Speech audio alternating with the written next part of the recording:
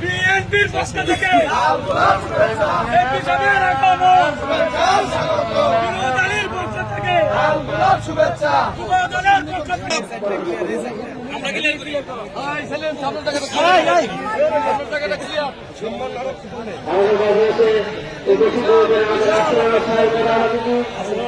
বাজারে ক্লিয়ার করেন।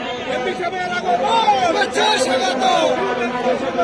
এমপি সাহেবের আগমন, শুভেচ্ছা স্বাগত। বিরোধীদের পক্ষ থেকে